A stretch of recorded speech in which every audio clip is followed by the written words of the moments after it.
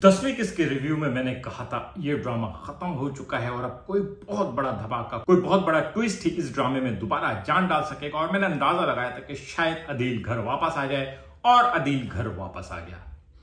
11वीं और 12वीं किस्त का मैं रिव्यू नहीं कर सका था। 13वीं और 14वीं किस्त आ चुकी है। बहरहाल 14वीं किस्त को फोकस करेंगे, 11, 12 और 13 को थोड़ा सा जिक्र करेंगे। आज हम कभी मैं कभी तुम का रिव्यू करते हैं। अगर आप तब तक मेरा चैनल सब्सक्राइब नहीं किया है तो प्लीज मेरा चैनल सब्सक्राइब करें और बेल आइकन प्रेस करें। दोस्तों, सबसे पहले वो तमाम लोग जो मेरे वीडियो देख रहे हैं, आप लोगों ने मेरे वीडियो देखे और उस पर लाइक और कमेंट नहीं किया और उसकी वजह से मेरा चैनल जो है ना थोड़ा सा डेड हो गया है। वो तमाम लोग जो भी चैनल देख रहे हैं, जो भी वीडियो देखें, 10 देखें, 15 देखें, 200 देखें, वो लोग अगर इस वीडियो के ऊपर लाइक और कमेंट कर देंगे तो मेरे चैनल का जो ये प्रॉब्लम है ये सॉल्व हो जाएगा। क्योंकि इस वक्त मेरे चैनल के जो व्यूअरशिप है वो बहुत लिमिटेड हो गई है। क्योंकि ड्रामों के जो मेरे रिव्यूज थे उसको लोगों ने देखा जरूर, बहुत बड़ी तादाद में देखा, लेकिन कमेंट वगैरह नहीं किए। जबकि इंडियन फिल्मों पे जब मैं रिव्यू करता था तो उस पर काफी कमेंट आते हैं। कभी मैं कभी तुम ड्रामा जो है इस वक्त अपने टॉप हाइप पर है। वो जो नहीं होना था वो हो चुका है।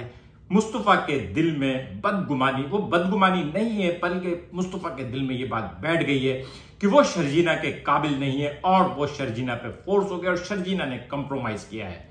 और विलन तो वही विलन होता है जिसको देख के आपको नफरत आए, आपका दिल चाहे कि आप जाएं और उसके कान के नीचे दो लगाएं। और इस वक्त अदील वही कैरेक्टर बन चुका है जिससे लोग नफरत खा रहे हैं। कभी मैं कभी तुम में जितने भी कैरेक्टर हैं वो सब हमारे आसपास हैं और हर कैरेक्टर एक बिल्कुल डिफरेंट साइकोलॉजिकल शेड पेश कर रहा है। मुस्तफा का कैरेक्टर जो है वो इसमें सबसे खूबसूरत कैरेक्टर था। एक परफेक्ट केयर फ्री बंदा जिसको कोई फिक्र नहीं थी। बाप कमा रहा था और भाई बहुत ज्यादा कमा रहा था, उसको जिंदगी से कोई इतनी दिलचस्पी नहीं थी। वो अपने दोस्तों में मस्ती में लगा हुआ था और जब उसको जरूरत होती थी वो उतने पैसे बना लेता था। लेकिन साथ ही उसकी खूबसूरती का सबसे अहम पहलू यह है कि वो अपने लिए जितना ही लापरवाह, लावाली, केयर फ्री था, जब भी उसके ऊपर कोई जिम्मेदारी आई है वो दूसरों के लिए उतना ही हसास है। जब शर्जीना को उसकी जरूरत पड़ती है वो हाजिर होता है। जब बाप को उसकी जरूरत पड़ी तो वो सब कुछ छोड़ छाड़ के उसके सर पे खड़ा था। उसने अपनी बसात से ज्यादा किया। अदील की बीवी के करोड़ों रुपए के मुकाबले में मुस्तफा का कंप्यूटर बेच के अपने बाप का इलाज कराना ज्यादा इंपॉर्टेंट था। लेकिन अगेन यहां पे वही ह्यूमन साइकोलॉजी, हम अपने गरीब रिश्तेदार को शादी में की तकरीब में किचन की तरफ लगा देते हैं कि देखो खाना वाना सब देखो, और दूर के अमीर रिश्तेदार को सामने के सोफे पे बिठाते हैं। यही हुआ इस ड्रामे में भी। मुस्तफा और शर्जीना ने एक टांग पे खड़े होके दामे दरमे और सुख ने हर तरीके से इफ्तिखार साहब की खिदमत की। शर्जीना ने एक बहू से बढ़कर एक बेटी की तरह खिदमत की। मुस्तफा ने हर वो कुछ किया जो वो कर सकता था और आगे जो कुछ करना होता वो शायद कर जाता। लेकिन अदील साहब जो हैं वो आए, उन्होंने पैसे की चमक दिखाई और उन लोगों की सारी मेहनत, गरीब की सारी मेहनत बर्बाद हो गई। और अमीर जो है वो बड़े आराम से एयर कंडीशन कमरे में बैठ के सारी बाजी ले गया। बुशरा अंसारी का कैरेक्टर बिल्कुल परफेक्ट है। एक ऐसी माँ जो थोड़ी सी लालची है, जिसने इस बात की परवाह नहीं की कि जितना फोकस उन्होंने अदील पे किया है उतना ही पालने के ऊपर मुस्तफा को भी करते, बल्कि मुस्तफा को उन्होंने खराब कर दिया, अदील को उन्होंने बना दिया और अब वो मुस्तफा की बीवी से भी नाखुश है। लेकिन बुशरा अंसारी का कैरेक्टर बिल्कुल परफेक्ट है। जावेद शेख साहब का कैरेक्टर एक खुददार, ऐसे खुददार बुजुर्ग सबके होते हैं जो अपनी परेशानी नहीं बताते, दवाई नहीं खाते, इसलिए नहीं खाते कि दवाई मंगवानी पड़ेगी। और जावेद शेख का वही कैरेक्टर, जावेद शेख साहब ने इस पीरियड में 2 दफा बहुत आंखें नम की हैं। एक जब वो अदील को याद कर रहे थे और दूसरी बार जब वो अदील की बीवी को इनकार कर रहे थे और कह रहे थे कि बहू के घर जाना।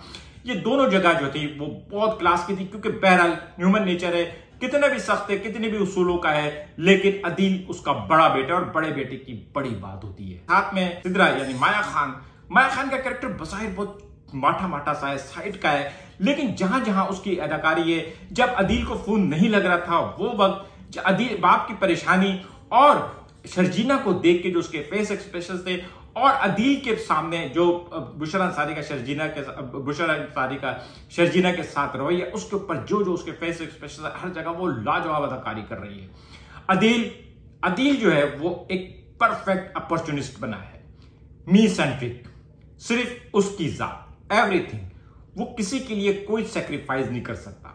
उसने जैसे ही देखा रबाब के साथ शादी करने में उसकी लाइफ बन जाएगी, उसने मिनट नहीं लगाया शर्जीना से रिलेशन को खत्म करने का, रिश्ता तोड़ने का, और उसने रबाब को अपना लिया। और अब जब उसने रबाब के अंदर देखा है कि वो लड़की, यानी उसको एक तरफ रबाब की जैसी दौलत भी चाहिए और दूसरी तरफ शर्जीना जैसी एक लड़की चाहिए जो कॉन्फिडेंट हो, जो खिदमत भी करे, उसको एक खिदमत करने वाली बीवी मिली है, बीवी चाहिए थी, लेकिन यहां तो बीवी उससे कॉफी बनवा रही है।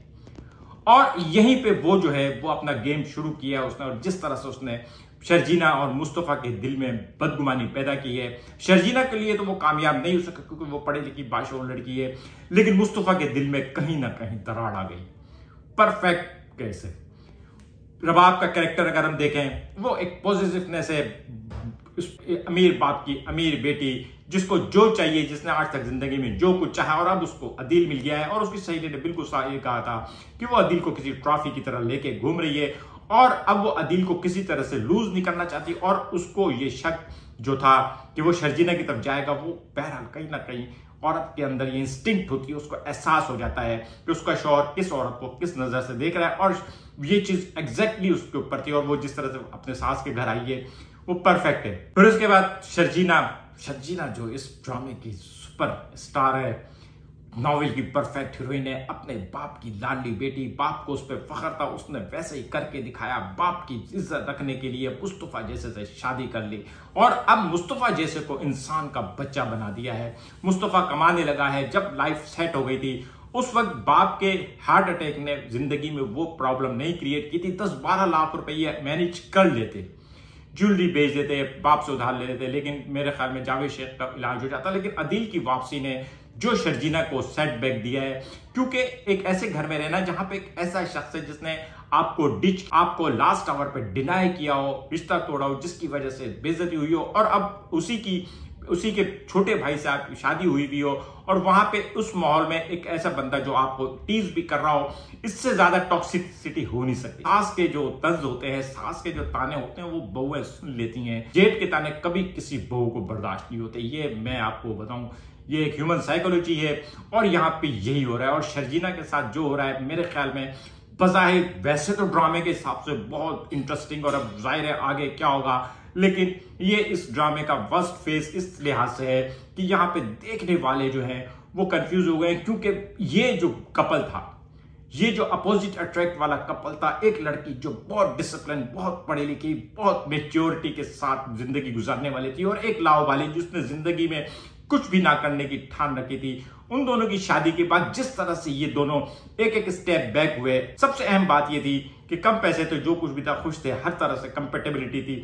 और वही उसने शर्जीना ने अदील को कहा, वहां पे ये जो दरार आई है, ये इस ड्रामे का बहुत ही भयानक तरीन पार्ट होगा। जाहिर है अब इस फेज से कैसे निकलते हैं अभी तो ये भी कंफर्म नहीं है। जिस तरह से शर्जीना ने 15th एपिसोड के प्रोमो में कहा है कि सुबह मैं देखूंगी, तो क्या वो वाकई छोड़ के चली जाएगी, और अगर वो छोड़ के चली जाएगी तो ये ड्रामा और ज्यादा हाइप पकड़ेगा, क्योंकि पहले राइटर का काम है व्हाट नेक्स्ट, और अब जाहिर है वो व्हाट नेक्स्ट जो आना था, वो जो एक्सपेक्टेड था, वो हो चुका है। अदील की वापसी हो गई। अदील और रबाब की मैरिज जो है वो नहीं चल रही। अदील को इस बात का एहसास हो गया है कि वो पैसों के बावजूद एक गुलाम बन चुका है, और वो ऐसा नहीं था क्योंकि उसको पैसा अपने लिए चाहिए था, और वो एक ऐसे पैसे का क्या करेगा जहां पे वो उस पैसे के ऊपर एक निगरानी, सुपरविजन है। और दूसरी तरफ शर्जीना और मुस्तफा में दरार आ गई है। ये ड्रामा अब किधर जाएगा इस वक्त तो मैं गैस नहीं कर पा रहा, लेकिन मेरे ख्याल में मुस्तफा और शर्जीना के दरमियान जो गलत फहमी होगी, वो गलत फहमी फिर अदील की बेइज्जती से ही दूर होगी, क्योंकि बहरहाल शर्जीना ने जिस तरह से अदील की इस वक्त क्लास ली थी, अब नेक्स्ट टाइम जब वो अदील की क्लास लेगी तो सबके सामने लेगी, और वो बम फटेगा, और वहीं से ये ड्रामा जो है ना वापस ट्रैक पे आएगा। आज का व्लॉग कैसा लगा कमेंट करके बताइएगा। मिलेंगे अगले किसी व्लॉग के साथ। शुक्रिया।